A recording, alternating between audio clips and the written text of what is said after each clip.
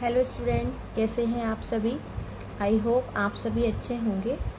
और जो आज का हमारा टॉपिक है आपको दिख ही रहा होगा, वो है हमारा क्लास 12th का यूनिट फर्स्ट जो इलेक्ट्रोस्टैटिक है। ठीक है, मैंने चैप्टर 1 लिया है जिसका नाम है विद्युत क्षेत्र एवं आवेश, जिसको हम बोलते हैं इंग्लिश में इलेक्ट्रिक चार्ज एंड फ्लूइड।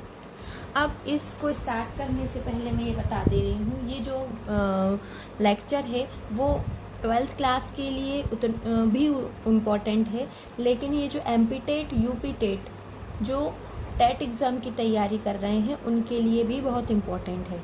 ठीक है, लास्ट में मैंने इसके कुछ क्वेश्चंस लिए हैं न्यूमेरिकल, वो आपके टेट एग्ज़ाम में पूछे ही जाते हैं। इसके बाद अगर मैं बात करूं 12th क्लास के बच्चों के लिए, तो वो बच्चे भी जो न्यूमेरिकल मैंने लिए हैं उनको सॉल्व कर सकते हैं, क्योंकि उन्हें भी आगे चल के कुछ भी जो एग्ज़ाम देना है नीट वगैरह उनके लिए भी हेल्पफुल रहेगा।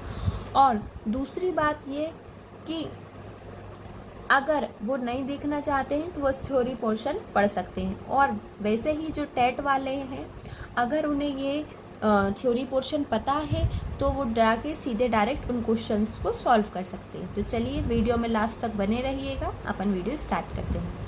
इलेक्ट्रिक चार्ज क्या है? जिसको हम विद्युत आवेश कहते हैं। आवेश पदार्थ का वह गुण है जिसके कारण वह विद्युत एवं चुंबकीय प्रभाव उत्पन्न करता है ना। इलेक्ट्रिक चार्ज के कारण क्या होता है? विद्युत और चुंबकीय प्रभाव उत्पन्न होता है। ठीक है, ये किसी जैसे मास किसी भी मटेरियल किसी भी सब्सटेंस की फंडामेंटल क्वांटिटी होती है, वैसे ही इलेक्ट्रिक चार्ज भी क्या है? एक फंडामेंटल क्वांटिटी है। ठीक है, अब इसके बाद देखें कि इलेक्ट्रॉनों की कमी वस्तु को धनावेश, यानी किसी ऑब्जेक्ट से अगर आपने इलेक्ट्रॉन निकाले हैं तो उस पर क्या आ जाएगा? धनावेश। ठीक है, और अगर उसमें इलेक्ट्रॉन की अधिकता है, ठीक है, यानी उसको इलेक्ट्रॉन दिए हैं तो वहाँ पर क्या आएगा? ऋणावेश। ये छोटे छोटे पॉइंट हैं, बिल्कुल इनसे जब आप ऑब्जेक्टिव्स बन के आते हैं तो हमारा दिमाग बहुत कंफ्यूज हो जाता है, तो बिल्कुल आराम से इनको आपको ध्यान से पढ़ना है।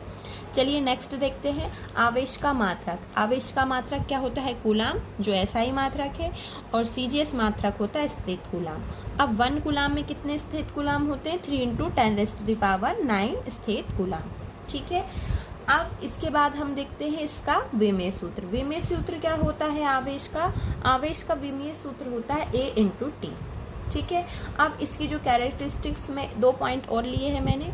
आवेश सदैव द्रव्यमान से बद्ध रहता है, यानी जिस भी ऑब्जेक्ट में अगर द्रव्यमान है तो उसको आवेश किया जा सकता है। ठीक है, नेक्स्ट है आवेश वेग पर निर्भर नहीं करता है। जो आवेश है वो वेग पर निर्भर नहीं करता है, यानी अगर कोई चीज़ मोशन में है, अगर उसको अपन चार्ज दे रहे हैं तो वो चार्ज उतना ही रहेगा, उसके मोशन करने की वजह से वो चेंज नहीं होगा। ठीक है, अब ये आपको पता ही है, ये हमारे इंट्रोडक्शन क्लास है, तो मैंने इसमें बहुत ज़्यादा टॉपिक्स नहीं लिए।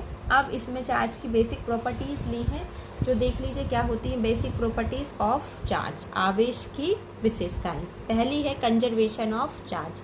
जैसा कि आपने पढ़ा होगा, जैसे हम एनर्जी के लिए बोलते हैं, energy can neither be created nor be destroy, ऐसा ही बोलते हैं एनर्जी के लिए। ऐसे ही हम चार्ज के लिए भी बोलते हैं, कंजर्वेशन ऑफ चार्ज के लिए।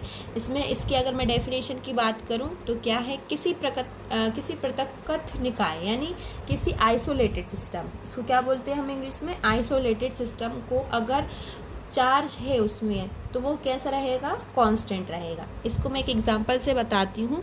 जैसे मान लीजिए ये एक आइसोलेटेड सिस्टम है, ठीक है, ये आइसोलेटेड मतलब ये एक इंसुलेटेड बॉक्स में रखा हुआ है ना, जिसको हम हिंदी में बोलते हैं विद्युत रोधी। अब यहाँ पर एक ऑब्जेक्ट है, यहाँ पर 3, ये मैंने स्फेयर ले ली, इसको 1 कूलाम चार्ज दिया है, इसको +2 कूलाम और इसको -1 कूलाम। अब इस बॉक्स को मैंने थोड़ा हिलाकर, है ना, इसको मैश करके रख दिया है ना। अब यहाँ से पूछा है कि इस वाले में आ गया है +2 कूलाम और इस वाले में आ गया है -2 कूलाम। तो अब जो ये बॉडी है इस पर कितना चार्ज होगा? ठीक है, तो पहले हम देखते हैं, पहले कितना था? +1 +2 और -1, यानी कितना होना चाहिए? ये इसी के बराबर होना चाहिए, तो ये -1 से माइनस कैंसिल, ये 2। अब यहाँ कितना है? +2 और -2 और एक हमें नहीं पता है। ठीक है। अब ये +2 से ये -2 वाला कैंसिल हो जाएगा, यानी x इक्वल्स टू कितना है आपका 2, यानी इस पर कितना चार्ज होगा, ओनली 2। आया समझ में आपको?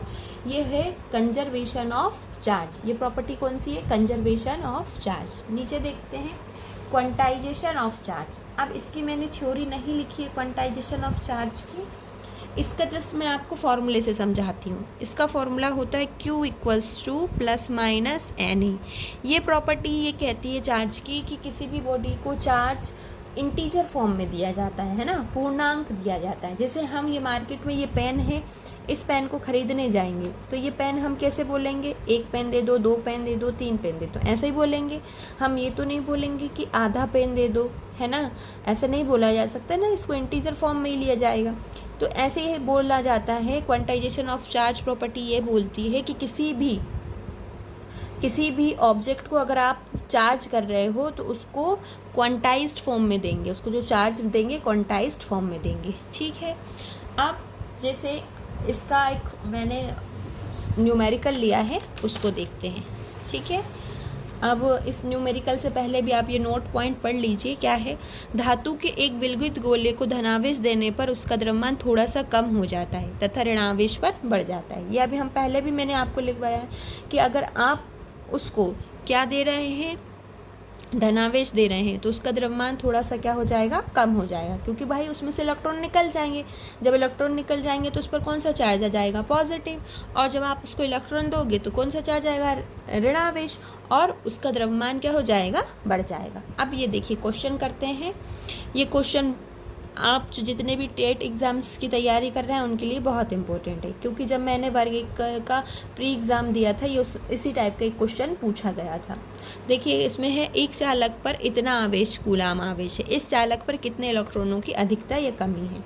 हमें इलेक्ट्रॉनों की संख्या बतानी, इसमें कमी है या अधिकता है। तो हम वही क्वांटाइजेशन ऑफ चार्ज का लगाएंगे formula, Q equals to NE। Q कितना है आपके पास, 14.4 × 10⁻⁻19। n आपको निकालना है, नंबर ऑफ इलेक्ट्रॉन निकालना है आपको। ई क्या होता है, ई होता है चार्ज ऑन इलेक्ट्रॉन। मैं और आपको ये भी बता देती हूँ, किसी भी बॉडी को लीस्ट चार्ज कितना दिया जाता है, जितना इलेक्ट्रॉन पर एक चार्ज होता है ना। और इसको ये भी आप याद रख लीजिएगा, it is a fundamental quantity of charge, ठीक है। ये क्या है, एक फंडामेंटल क्वांटिटी है। अब n की वैल्यू निकालना है तो क्या करेंगे, 14.4 × 10⁻⁻19 अपॉन 1.6 × 10⁻⁻19, ठीक है। ये आपको समझ में आ गया होगा। अब देखिए इसको अपन पॉइंट से पॉइंट कट कर देते हैं और इसको सॉल्व कर लेते हैं। 2 8 × 16, 2 7 × 14 और 2 2 × 4, 8 9 × 72। ये इससे कट जाएगा, यानी n की वैल्यू कितनी आ गई आपके पास, 9। n की वैल्यू कितनी आई है, 9, यानी ये देखो इंटीजर फॉर्म में आई है। और आप यहाँ आप ध्यान से देखेंगे, बच्चे ये तो निकाल लेते, ये यहाँ तक सब सॉल्व कर लेते, लेकिन ये नहीं बता पाते हैं कि इसकी जो नेचर है वो कैसा है, इस चालक पर कितने इलेक्ट्रॉन की अधिकता या कमी है। तो n बराबर 9 निकाल लिया। अब यहाँ कितने क्या दिया है आपने, धनावेश दिया है। कौन सा आवेश दिया है, धनावेश, यानी ये क्या होगी, कमी होगी या अधिकता होगी, बताइए आप, क्या होगी, कमी होगी या अधिकता होगी। धनावेश दिया है तो यानी इस पर क्या आ जाएगी, ये कमी, 9 इलेक्ट्रॉनों की कमी, क्योंकि जो चार्ज है वो कौन सा है, पॉजिटिव, और पॉजिटिव चार्ज कब आता है, जब इसमें से इलेक्ट्रॉन कम होते। आई होप आपको ये समझ में आए होंगे सारे थ्योरी पॉइंट्स और ये न्यूमेरिकल।